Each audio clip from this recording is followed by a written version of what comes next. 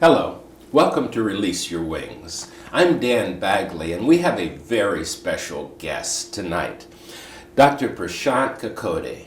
He is a surgeon from Cambridge, England, and he has been with the Brahma Kumaris for 30 years practicing Raja Yoga and sharing his very special insights into a number of topics. This one is the science of happiness.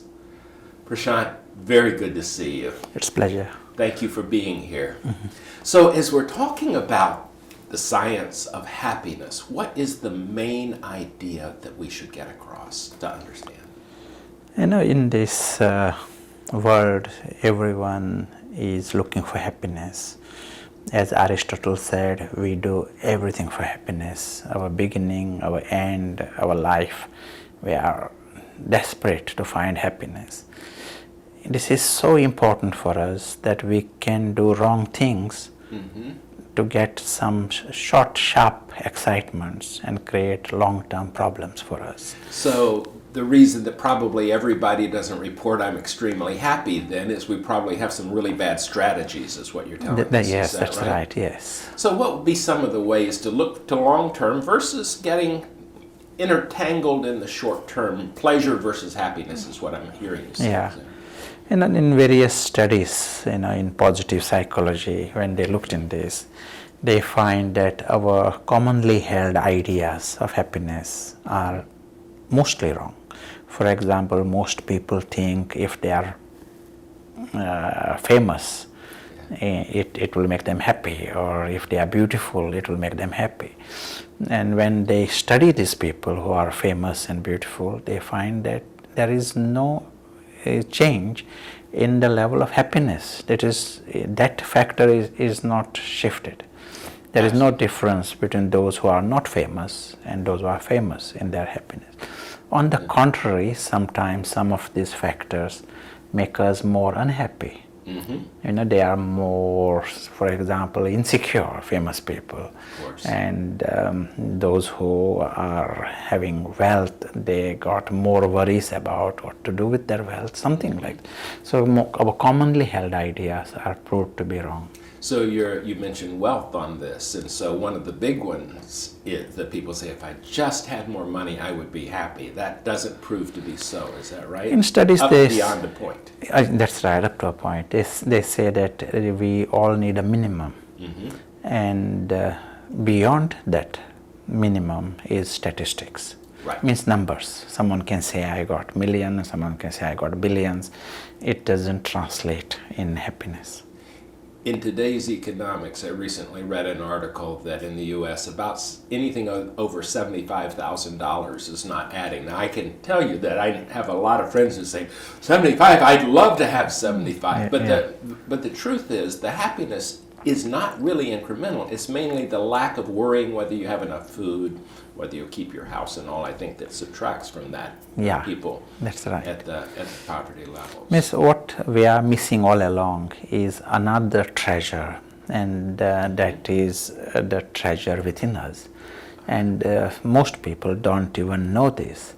And so when they look at, who are the happy people in this world, they find that these are not category is not those who have beauty, wealth, fame, or position, but sometimes they can be having very simple life themselves.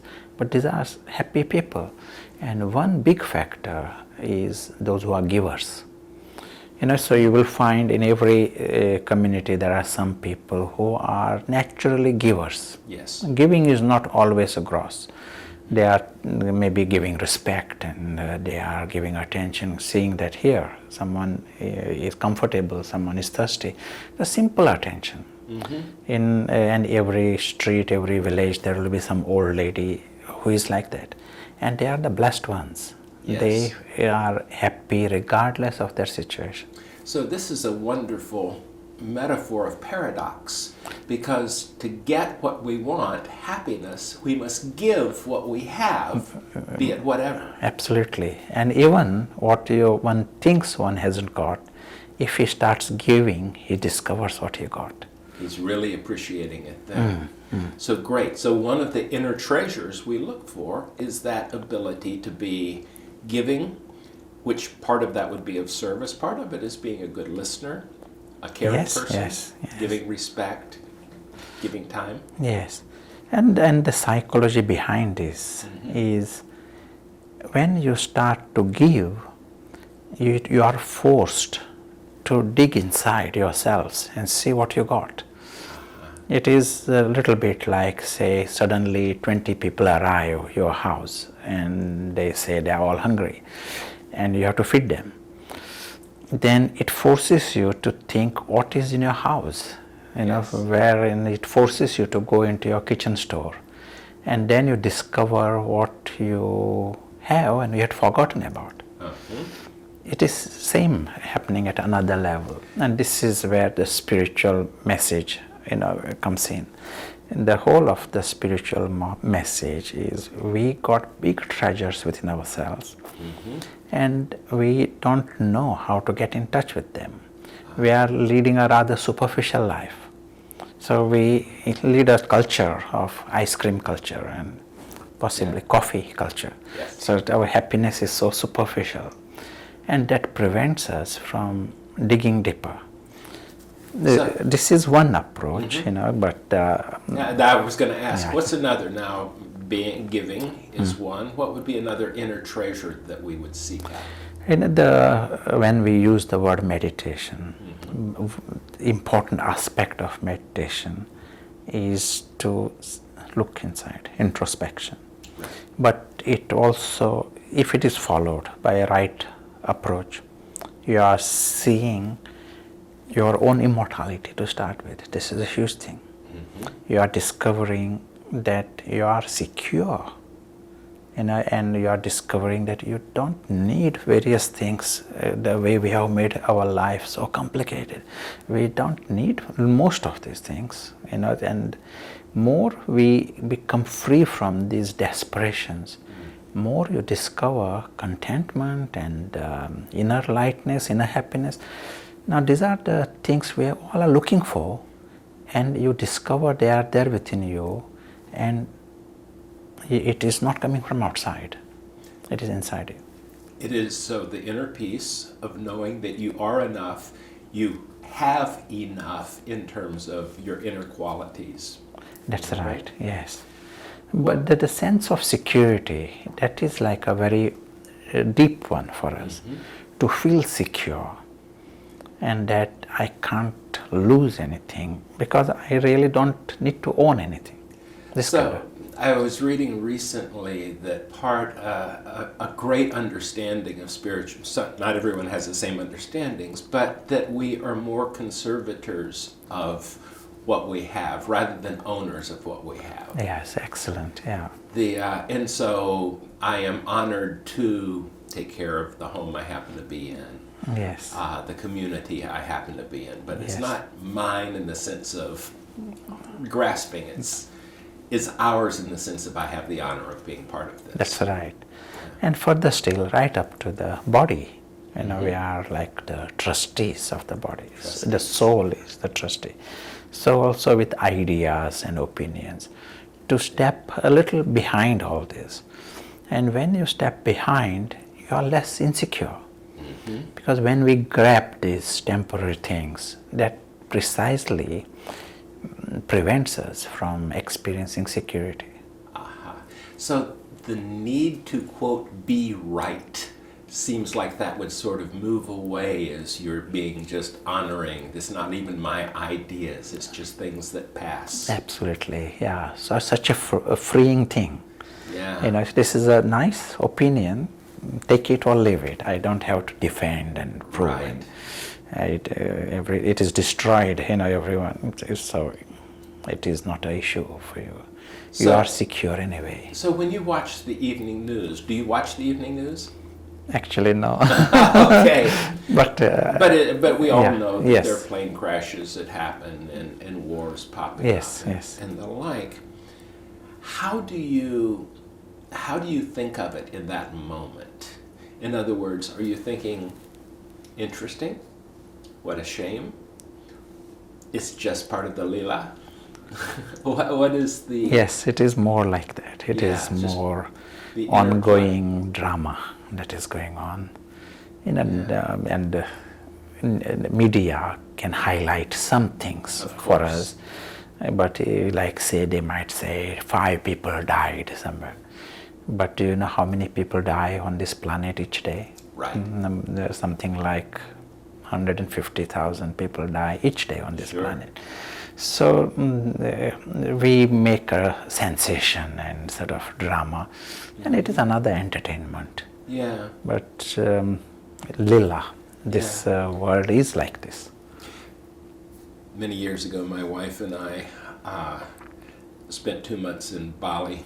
Yes. And in doing that, we were in Australia for a while. Then we went up and sat next to a rice field in a thatched hut for, the whole trip was 2 months. It was a little over 5 weeks in Bali.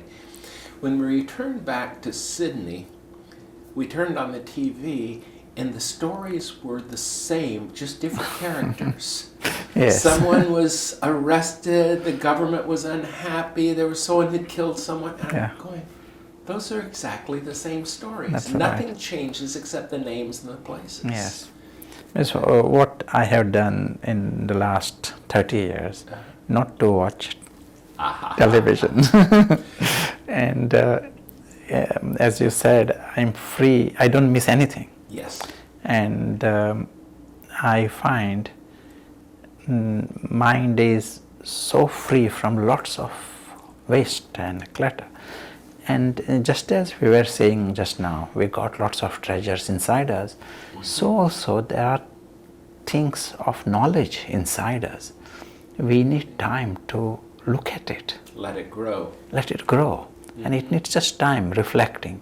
Otherwise, this superficial information, it is like I can watch this and this is a documentary. It becomes an overload of information, not wisdom. It cannot be processed, that much of it. Whereas just a few things we take on board, and they are precious things, huge things. Like right now we are talking, we are immortal. This is a huge thing. We can't easily go past it. And it needs time to reflect upon. And more you give time to it, you discover more aspects of it and more depth to it. And it becomes a huge thing. And then you realize everyone else is like this. And why are we running after this whole, our medical world? What are we doing? Well, this is, I need to ask you this in our last 2 minutes here. Nice. As a surgeon, now that is, no pun intended, the cutting edge of life and death. How is your feeling when you are being a surgeon in that? Are you seeing the immortality even though you're trying to save a life? Yes, whenever I deal with a patient, any person, I know of his immortality. I know the good news. And that attitude, I feel, has its message, silent message, because I'm not focusing on the body problem. It doesn't become a major crisis. Of course, it has to be addressed, but it has to be balanced with another aspect of it, that he is okay and he's safe. And this message, unspoken message, reaches him also. I don't need to speak about this. I love that you say this unspoken message reaches him, because that may be the core of the calmness that you bring to it. That we think that the chatter going on, the words are most of it, the conscious mind is mostly it, but there is a connection. There's even a heart connection in what the frequency irradiates. Yes. That has to be felt in that, even as a surgeon cutting someone open, but understanding his immortality. Yes, absolutely. Oh, wow. Please. And that he is more than the body. Yes. Just that simple understanding.